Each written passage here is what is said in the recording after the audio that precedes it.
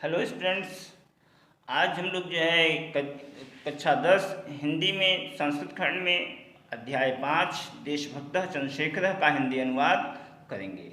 और साथ ही साथ देशभक्त चंद्रशेखर का जो नाटिका है संस्कृत में, हम इसकी व्याख्या आपको, इसका हिंदी अनुवाद आपको बताएंगे और समझाएंगे।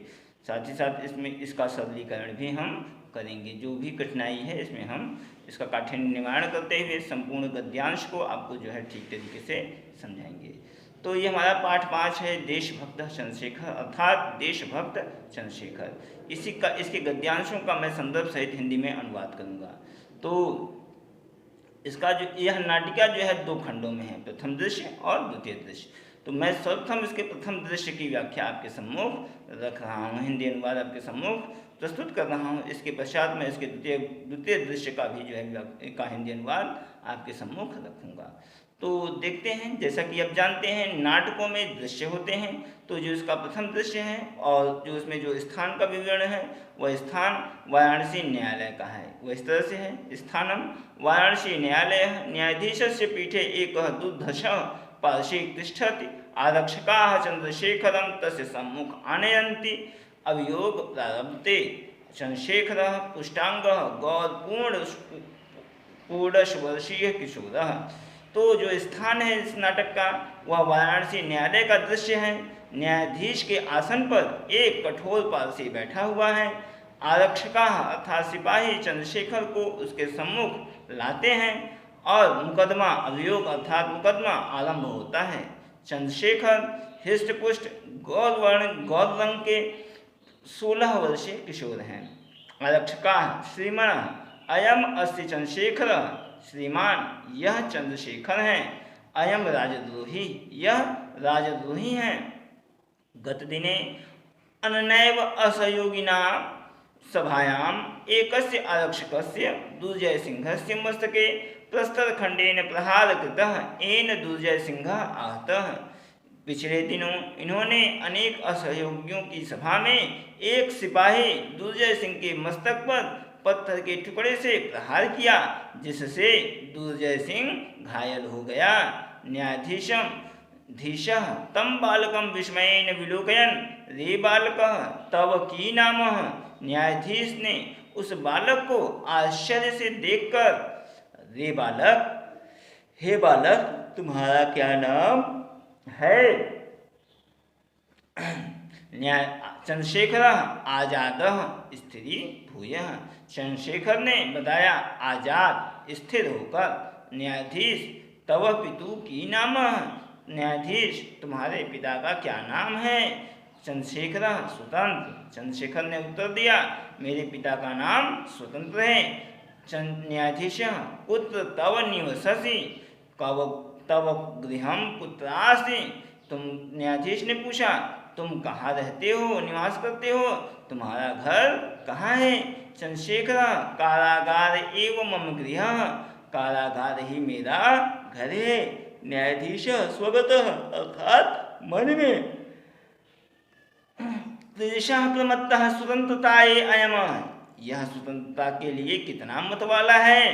प्रकाशम प्रत्यक्ष में, अतीव धृष्ट उदंडयाश्चाय नवयुकम, अहम इमं 15 कशाघातान दंडयामि, यह अत्यंत धृष्ट और उदंड नवयुवक है, हम इसे 15 कोड़े मारने की सजा सुनाते हैं, दंड देते हैं। चंद्रशेखर नास्ति चिंता, चिंता नहीं है। द्वितीय दृश्यम, दूसरा दृश्य यहाँ से प्रारंभ होता है। ततः दृष्टिगोचरो भवतः कौपीन मात्रावशेषम फलकेन दृढ़बद्धः चंद्रशेखरः कसाहस्तेन चांडालम अनुगम्यमानम कारावासाधिकारी गंडासिंहस्य। दूसरे दृश्य में हमें दिखाई पड़ता है कि मात्र लंगोटी पहने हुए दस्तियों में मजबूती से बंधे हुए चंद्रशेखर दिखाई पड़ते हैं तथा हाथ में कसाहस्तेन अर्थात कोड़े हाथ में लिए हुए पीछे पीछे चांडाल और उसके पीछे कारावास के अधिकारी गंडा सिंह आते हुए दिखाई पड़ते हैं। गंडा सिंह चांडालम प्रति, गंडा सिंह चांडाल से कहता है दुर्मुख मम आदेश समकालमेव कशाघात कर्तव्यम, हे दुर्मुख मेरे आदेश के समय ही कोड़े लगाना।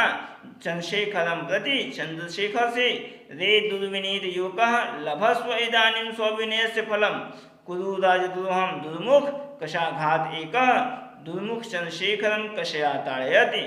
अर्थात चंद्रशेखर से कहते हैं, रे दुर्विनीत युवक, हे दुष्ट युवक, लभस्य इदानीं स्वविनय से फल, लो अब अपनी करनी का फल भोगो। कुरु राजद्रोहम, और राजद्रोह करो। दुर्मुख कशाघात एकम, हे दुर्मुख एक कोड़ा लगाओ। दुर्मुख चंद्रशेखर कशया ताड़ितः, दुर्मुख चंद्रशेखर को कोड़े से पीटता है। चंद्रशेखर जयतु भारतम, चंद्रशेखर भारत माता की जय। गंडा सिंह, दुर्मुख द्वितीय कशाघात, गंडा सिंह कहता है, दुर्मुख दूसरा कोड़ा लगाओ। दुर्मुख पुनः ताड़यति, दुर्मुख पुनः पीटता है। तड़ितः चंद्रशेखर पुनः पुनः भारतम जयतु इति वदति, एव सह पंचदश कशाघाते ताड़ितः। पीटे जाते चंद्रशेखर बार बार भारत माता की जय, भारत माता की जय ऐसा बोलते हैं, और इस तरह से 15 कोड़े मारे जाते हैं। यदा चंद्रशेखर कारागारात् मुक्तम बहिरागच्छन्ति, जब चंद्रशेखर कारागार से मुक्त होकर बाहर आते हैं, तदैव सर्वे जनाः तं परितं वेष्टयन्ति, तब सभी लोग उन्हें चारों तरफ से घेर लेते हैं। बहवः बालकाः तस्य पादयोः पतन्ति, बहुत से बालक उनके पैरों पर गिर जाते हैं। तम माला भी अभिनंदयति च, और लोग उनका मालाओं से अभिनंदन करते हैं। चंद्रशेखर किमद कृते भवद्भिः, चंद्रशेखर आप लोग यह क्या कर रहे हैं। वयम सर्वे भारत मातु अनन्य भक्ता, हम सभी भारत माता के अनन्य भक्त हैं। तस्या शत्रुणां त्रि मदीया इमे रक्त बिंदवे अग्नि स्फुलिंगा भविष्यन्ति, और उसके शत्रुओं के लिए मेरे शरीर से निकलने वाली ये रक्त की बूंदें अग्नि की चिन्हगारियां भविष्य में साबित होंगी। जयतु भारतम इत्य उच्चे कथयंत सर्वे गच्छन्ति, सभी भारत माता की जय ऐसा उच्च स्वर में कहते हुए चले जाते हैं। तो इस तरह से प्रिय छात्रों, आपका ये 5वां पाठ था जो कि देशभक्त चंद्रशेखर के बारे में प्रचलित था। यह नाटिका स्वतंत्रता आंदोलन के समय लिखी गई थी, जब चंद्रशेखर लगभग 16 वर्ष के थे। तो यह नाटिका पूर्ण रूप से संपन्न होती है। इसका दूसरा दृश्य यहीं पर समाप्त होता है। मैं चाहूँगा कि आप इनमें से किसी भी एक दृश्य का हिंदी अनुवाद लिख करके ध्यान से पहले समझ लें, देख लें, किताब से अभ्यास करें, और पुनः किसी एक अंक का जो है हिंदी अनुवाद आप लिखकर दिखाएं, क्योंकि परीक्षा में आपके लिए इसी के हिंदी अनुवाद या इससे जो है हिंदी अनुवाद ही पूछे जाते हैं, या इसके प्रश्न उत्तर पूछे जाते हैं।